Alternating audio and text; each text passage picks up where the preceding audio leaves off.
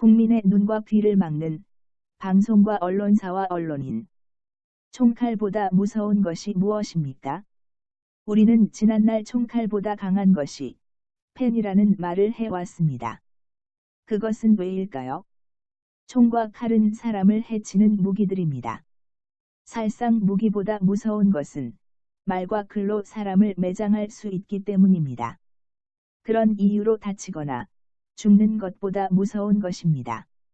바로 글과 말 한마디 내뱉는 것으로 인해 상처를 받고 명예가 실추되어 밖으로 나다닐 수 없는 지경이 되고 또는 인격살인까지 당하는 일도 있기 때문입니다.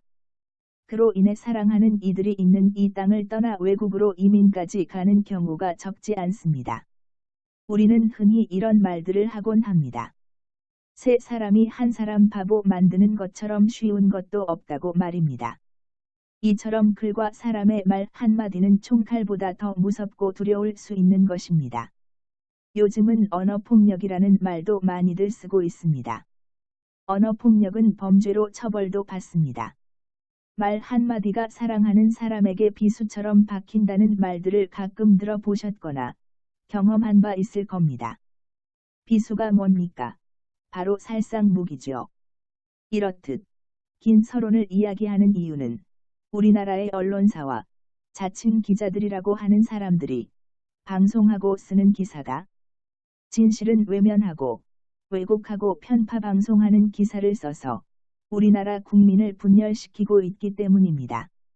한때는 기자가 되기 위해 시험을 준비하면서 어떤 마음으로 준비하였는지 초심을 잊었고 기자가 된 이후 기자의 본분은 오간데 없고 사주의 눈치를 보고 가족의 생계 때문에 어쩔 수 없다는 핑계를 대며 또는 유명 기자가 되고 싶은 마음에 기사를 쓰고 편집하는 자신의 모습을 보게 됩니다. 일말의 양심을 가진 기자라면 기사를 쓰고 편집하는 당신의 손을 잘라내고 입을 꿰매고 싶었을지도 모릅니다. 기자라면 방송사라면 어느 한쪽의 정치 권력에 휩쓸림 없이 국민에게 올바른 정보를 전달할 의무가 있기에 언론의 자유라는 것에 국민의 공감과 지지를 받는 것입니다. 하지만 요즘 언론사와 방송사는 어떻습니까? 기자라는 것이 창피하고 방송사라는 것이 창피하지도 않은지 왜곡과 편파가 주를 이루고 있습니다. 언론사들끼리 방송사끼리 서로의 진영에 맞춤 방송을 일삼고 패널도 자신이 속한 조직의 주장만 옹호하는 편협한 발언이 넘치고 있습니다. 충고하자면 그런 패널을 불러서 쓸데없이 돈 낭비하지 말고 국민을 편 가르게 하지 말고 자극도 주지 말고 기자들끼리 아니면 전문가만으로 아니면 전문가와 기자로만 편성하여 편파 없이 취재한 내용을 가지고 토론과 국민의 뜻을 전달하는 것이 올바른 방송 아닐까 생각합니다. 수가 아닌 뉴스라면 그렇게 하는 것이 국민에게 신뢰받는 길이라 생각합니다. 정치하는 사람들이나 어떤 조직을 이끄는 단체는 자신의 조직이나 단체를 위해 편협하게 말하고 행동할 수도 있지만 언론인이라면 언론사라면 일반 조직이나 단체와는 다른 펜으로 사람을 상하게 하거나 죽게 할 수도 있는 그런 강력한 힘을 가진 조직이며 단체입니다. 그러한 힘을 이용하여 언론사가 언론인이 편협한 사고로 편파 방송과 편파 기사를 쓴다면 기자의 자격도 없고 언론사의 자격도 없는 것입니다. 요즘 유행하는 1인 방송 유튜버만도 못한 기자라면 방송사라면 어디 가서 이야기하기 창피할 것입니다. 유튜버들도 대부분 나름대로 내용을 확인하고 방송하는 경우 많다는 점을 아셔야 합니다. 저 역시 국내외 기사나 문헌 등을 수집 참고하여 글을 쓰거나 방송에 사용합니다. 일반 메이저 방송사나 언론사만은 못해도 요즘 이야기하는 거짓 보도라고 하는 것을 방송하는 유튜버는 극히 일부에 그칠 것입니다. 오히려 언론사와 방송사가 거짓 방송 기사를 쓰는 것이 유튜버보다 많고 그런 방송사와 언론사가 넘치는 것이 사실입니다. 기사가 많다 보니 전체 분량을 따지면 극히 일부라고 할 수는 있지만 한 분야로 함축하면 일반 언론사와 비교해도 손색 없는 유튜버가 더 많습니다. 뜬금없는 이야기일 수 있지만 한 가지 예를 들어 볼까 합니다.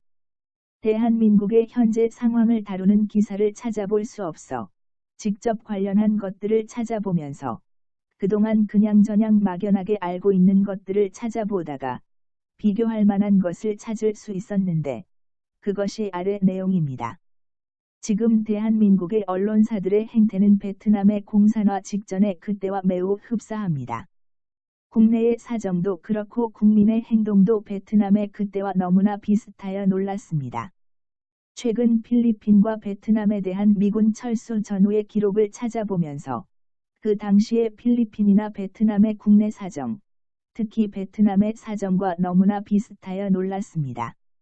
특히 주목할 만한 것이 남베트남의 핵심 간부가 간첩이었고, 지금 우리나라의 핵심의 사회주의와 주체사상에 물든 임종석, 조국 같은 인물 그리고 북조선 해바라기 청와대 주인의 모습은 베트남 때보다 더하면 더했지 덜하지 않다는 것이 자료를 찾다가 느낀 것입니다. 이전부터 조금은 알고 있었지만 자료를 찾으면서 그것이 더욱 확실하게 느껴졌습니다. 일반 유튜버도 이렇듯 쉽게 접근하고 알 수 있는 정보가 메이저급 언론사와 방송사에 소속된 기자들이 모를 리는 없다고 생각합니다. 그런데 그들은 어떤 이유에서인지 짐작은 갑니다. 그런 부분에서는 침묵하고 보도를 않고 있습니다. 이것만 봐도 지금 대한민국의 언론과 방송사가 어느 방향으로 흘러가고 있는지 알 수 있지 않겠습니까? 우리는 지구상에 단 하나 남은 분단국입니다. 또한 우리나라는 유럽의 국가들처럼 주변에 우방국이 둘러싸여 있는 그런 나라가 아닙니다. 언제, 어디서, 다시 전투가 발생해도 전혀 이상할 것이 없는 그런 국가입니다. 그러한 분단 국가에서 내분이나 반목 편 가르기를 조장하고 선동하는 조직과 단체가 우리나라를 위하는 단체고 조직은 아니라는 것입니다. 이런 상황에서 올바른 정보 전달로 분열과 반목을 막아야 할 언론과 방송사들이 오히려 조장하거나 올바른 정보를 차단하고 국민의 귀를 어지럽히고 있는 것입니다.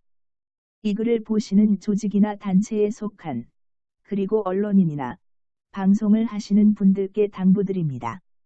더 이상 국민이 분열과 반목을 하는 일이 없도록 그러한 조직을 분쇄하는데 앞장서고 이를 조장하는 조직을 나와 진실된 말을 하고 기사를 쓰고 방송을 해주시길 바랍니다.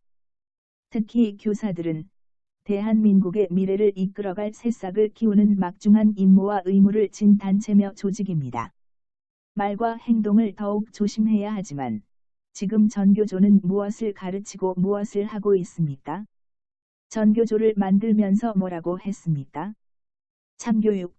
그런데 지금 여러분은 참교육하고 있습니까? 기사와 방송으로 국민을 편 가르게 하고 전교조는 학생들에게 사상 교육과 이념 교육을 하며 그것을 참교육한다고 진실을 보도하고 있다고 할 수 있겠습니까?